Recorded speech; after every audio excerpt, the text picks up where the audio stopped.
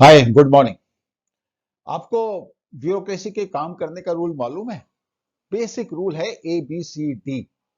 ए का मतलब है अवॉइड, बी का मतलब है बाईपास, सी का मतलब है कंफ्यूज और डी का मतलब है डू इट। सब ब्यूरोक्रेट्स इस टाइप के नहीं होते, लेकिन जब इंस्टीट्यूशन किस तरीके से काम करता है तो बेसिक फ्रेमवर्क ये है।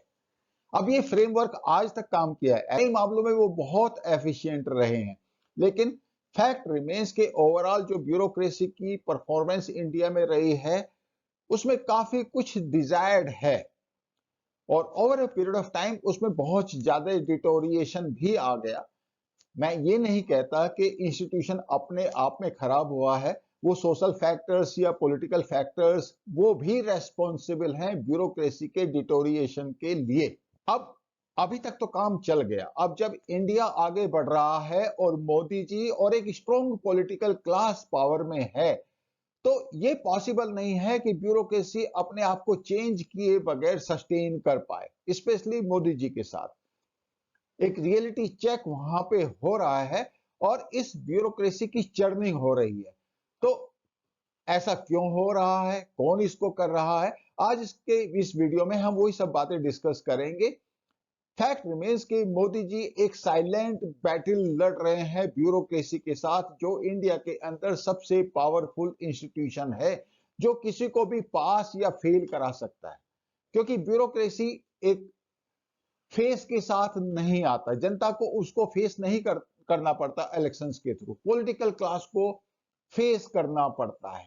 तो मोदी जी ने जो रिफॉर्म्स इंट्रोड्यूस किए हैं उसमें लिटरल एंट्री है, forced retirement of officers in bulk, जो लोग करप्ट हैं, या आईएएस की एज सच जो ब्यूरोक्रेसी पे होल्ड है उसको कम करना, बाकी सिविल सर्विसेज को भी सामने लेके आना, ये भी मोदी जी कर रहे हैं। इसके अलावा जो उनके रिक्रूटमेंट के रूल्स हैं उनमें चेंज हो रहा है, और जो किसी जमाने में लोग प्रोटेस्ट रेजिग्नेशन करते थे उसका भी जो फॉर्मेट है मोदी जी ने वो चेंज कर दिया। तो आफ्टर ऑल ये सब करने की जरूरत मोदी जी को क्यों पड़ी, ये बहुत बड़ा क्वेश्चन आता है।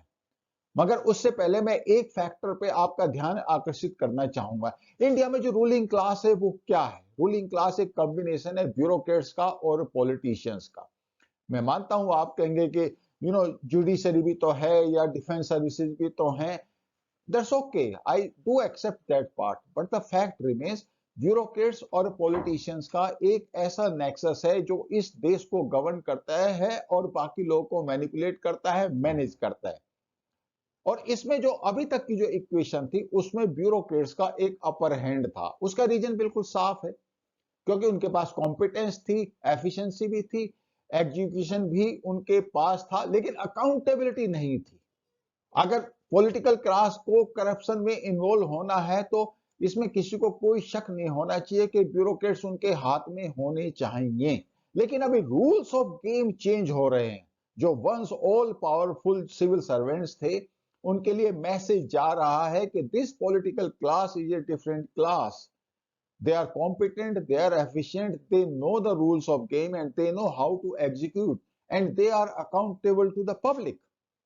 तो वो जमाना चला गया और ब्यूरोक्रेसी को अब ये पता चल रहा है कि मोदी जी के टाइम में या इस पॉलिटिकल क्लास के टाइम में या फिर आगे आने वाले टाइम में, without accountability and solid execution they will not be able to sustain, and only all those who are competent and efficient will be able to sustain।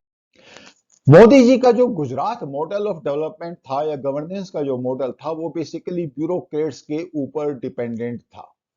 Centre में और स्टेट में बहुत डिफरेंस होता है। गुजरात में वो उसको बड़े एफिशिएंटली लागू कर पाए, उनको ऐसे कॉम्पिटेंट और ऑनेस्ट ब्यूरोक्रेट भी वहां पे मिले जो शायद उनके साथ कंधे से कंधा मिला के चले। हमें एक चीज एक्सेप्ट करनी पड़ेगी कि जो भी ब्यूरोक्रेसी होती है वो क्वालिफाइड होती है, एकेडमिकली भी वो एफिशिएंट भी हो सकती है अगर वो चाहे तो, और अगर वो करेजियस हो तो वो कॉम्पिटेंट भी हो सकती है। तो गुजरात में ये सारे फैक्टर मोदी जी के साथ आए, और जिन ब्यूरोक्रेट्स ने उनके साथ काम किया गुजरात में, उन्होंने ये बात बड़े खुल के बताई कि मोदी जी कभी उनसे नाराज नहीं हुए। मैं एक्चुअली कई बार अपने प्रोग्राम्स में कहता हूं कि मोदी जी की जो इमोशनल इंटेलिजेंस है वो बहुत ज्यादा है। तो गुजरात में एक्चुअली ये बात प्रूव हुई। लेकिन अगर मोदी जी का फर्स्ट टेन्योर देखें, in spite of the fact कि उनकी टीम कॉम्पिटेंट थी, डिसीजन मेकिंग फास्ट था, करेजियस थे ये as a political class, bureaucracy ने उस तरीके से परफॉर्म नहीं किया। मगर ये जो सेकंड टर्म मोदी जी के और उनकी टीम का है, इसमें मोदी जी ने कुछ अपने टारगेट्स रखे हैं और ऐसा लगता है इन टारगेट्स को लेके जो मोदी जी हैं वो नाराज है ब्यूरोक्रेसी से। सबसे पहला जो उनका टारगेट था वो था एसेट मोनेटाइजेशन एंड डिसइन्वेस्टमेंट। हम सबको मालूम है कि डिसइन्वेस्टमेंट के लिए एक मिनिस्ट्री है, department of investment and public asset management.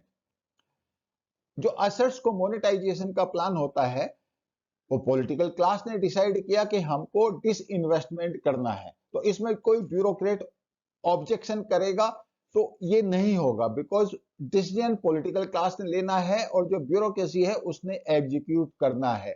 तो ये जो टारगेट्स थे मोदी जी के डिसइन्वेस्टमेंट के, ये टारगेट अभी तक अचीव नहीं हो पाए।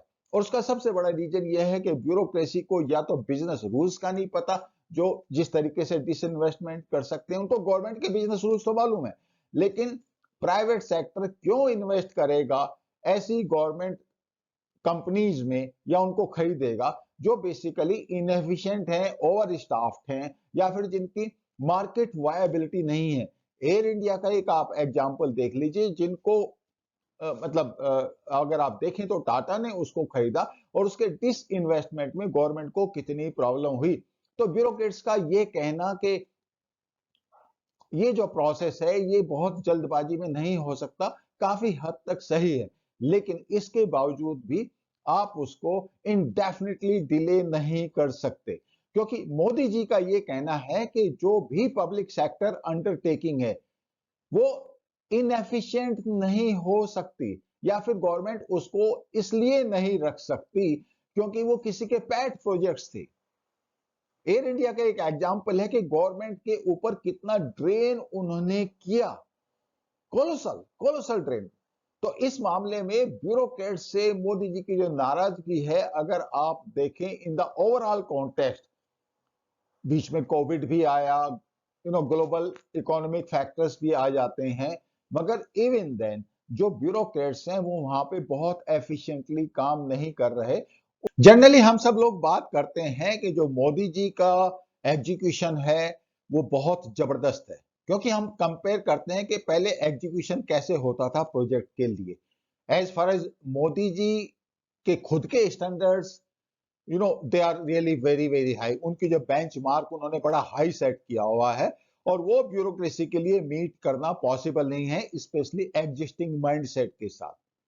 ब्यूरोक्रेसी के साथ एक प्रॉब्लम और भी है, उनका जो माइंडसेट है ना वो बेसिकली एक कॉलोनियल माइंडसेट है। और वो माइंडसेट क्या कहता है कि हम पॉलिसी बनाएंगे, ठीक है, ऑन पेपर एग्जीक्यूशन की जिम्मेदारी हमारी है, लेकिन रियल में जो एग्जीक्यूशन है उसकी अकाउंटेबिलिटी नीचे वालों के ऊपर रहेगी। एज फार एज मोदी जी कंसर्न, अगर अकाउंटेबिलिटी वाला पार्ट एग्जीक्यूटिव या ब्यूरोक्रेसी के पास नहीं आएगा तो उसको उसकी अकाउंटेबिलिटी कौन लेगा। अब आप देखिए जितने भी इंप्लीमेंटेशन हो रहे हैं, हाईवे प्रोजेक्ट्स बन रहे हैं या बाकी रिवर प्रोजेक्ट्स हैं, सबकी जो गति है, जो स्पीड ऑफ इंप्लीमेंटेशन है, वो मोदी जी के हिसाब से सेटिस्फैक्टरी नहीं है। अब एक बात देखिए, 24 फरवरी को एक मीटिंग हुई जिसमें मोदी जी बहुत नाराज हुए, क्योंकि जो दार्जिलिंग और रेंगो एक ईस्ट सिक्किम में जगह है, 41.5 किलोमीटर की लंबी रेलवे लाइन वहां पे बननी है। और ये प्रोजेक्ट कब सैंक्शन हुआ था? 2009 और 10 में। और इस साल जब इसका रिव्यू हुआ तो मोदी जी बहुत नाराज हुए, और उन्होंने कहा रेलवे मिनिस्टर को कि आप रेस्पॉन्सिबिलिटी फिक्स कीजिए और इफ रिक्वायर्ड टेक एक्शन। अब सबसे बड़ा जो इंपॉर्टेंट जो एक साइन आपको मिलता है मोदी जी की नाराजगी का, वो मिलता है 10 फरवरी को, जब उन्होंने पार्लियामेंट में लोकसभा के दौरान ब्यूरोक्रेसी के ऊपर एक बहुत वैसा कमेंट किया। और ये कमेंट क्या था? बेसिकली आईएएस के बारे में था। उन्होंने कहा कि प्राइवेट सेक्टर बहुत अच्छा काम कर रहा है and it is really very good. लेकिन जो आईएएस के बारे में उन्होंने कहा कि सब कुछ क्या बाबू ही करेंगे? आईएएस बन गए तो इसका मतलब ये हो गया कि आप फर्टिलाइजर के कारखाने भी चलाएंगे, केमिकल का कारखाना भी चलाएंगे। आईएएस हो गया तो वो हवाई जहाज भी उड़ाएगा।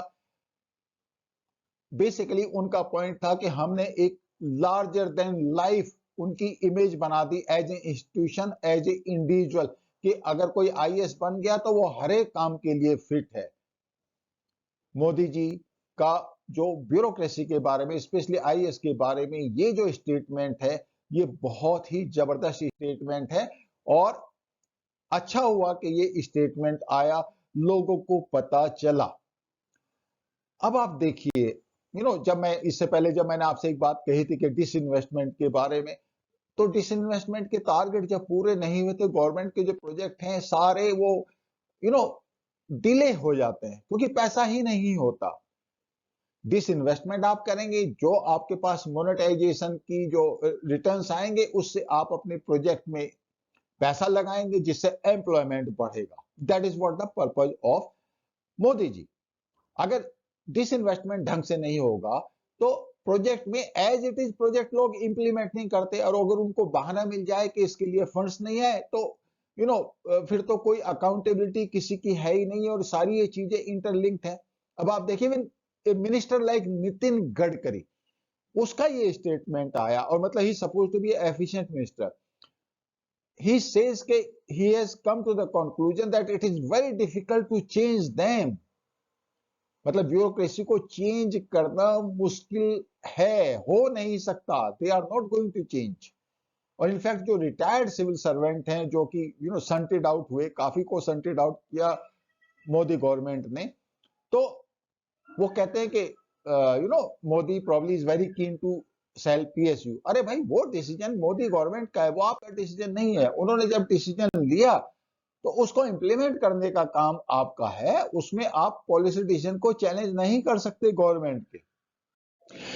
2019 के मैनिफेस्टो में बीजेपी ने बिल्कुल क्लियर कहा है कि to transform India into a developed nation we need to work with the guiding principle of minimum government and maximum governance and we will bring reforms in the civil services. उनके manifesto में ये लिखा हुआ है, और जब इसको आप एक्शन लेंगे या ट्रांसलेट करेंगे तो ऑब्वियसली इसमें कहीं भी नेसेयर्स की या करप्ट की या इनएफिशिएंट लोगों की कोई भी जगह नहीं रहने वाली है। ये बिल्कुल क्लियर है as far as this particular government is concern. Bureaucracy के साथ प्रॉब्लम क्या है कि वो पॉलिसी मेकिंग लेवल पे होना चाहते हैं जहां पे कोई अकाउंटेबिलिटी ना हो, एग्जीक्यूशन की रेस्पॉन्सिबिलिटी नीचे वालों की, क्योंकि अकाउंटेबिलिटी वो नहीं लेना चाहते। उनके यहां जो प्रमोशंस हैं टाइम बाउंड होने चाहिए।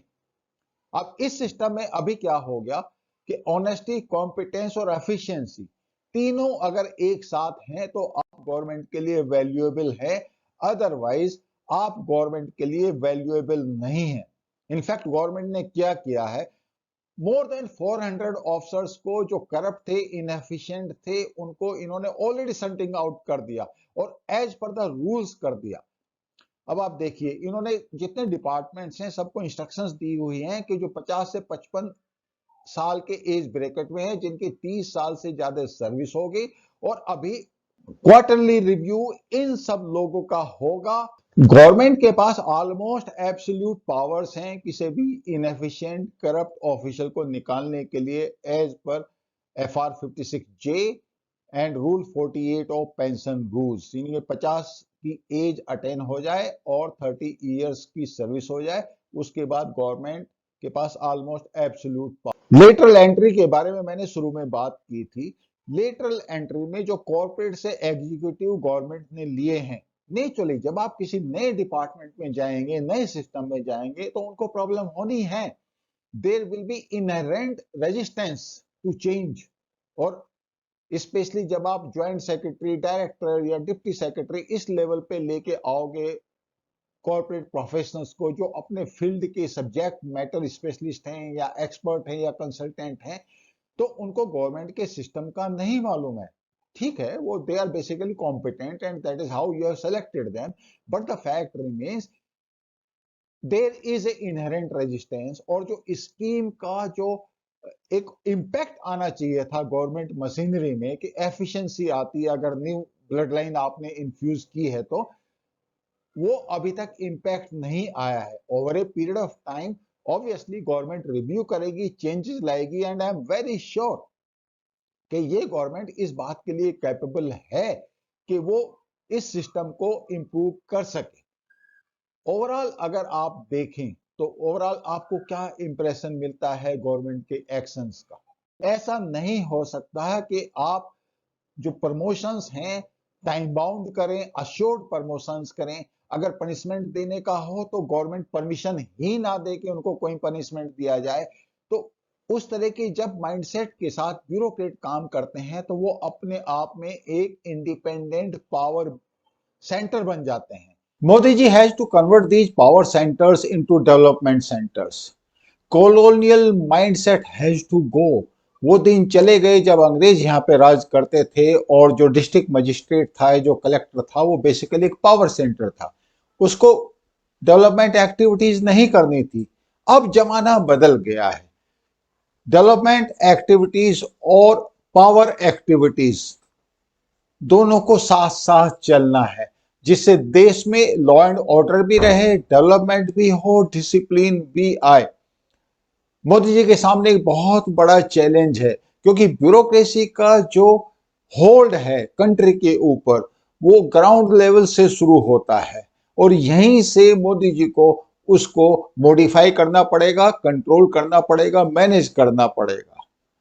2024 का इलेक्शन अगर मोदी जी को जीतना है तो उसके लिए उनको बहुत सारी एक्टिविटीज करनी है। यूनिफॉर्म सिविल कोड लेके आना है, प्रॉब्ली एनआरसी इंप्लीमेंट करना है, प्रॉब्ली सीएए इंप्लीमेंट करना है, और बहुत सारे एक्शन प्लान्स हैं। मगर इसमें से कोई भी अचीव नहीं हो पाएगा जब तक के ब्यूरोक्रेसी के ऊपर एक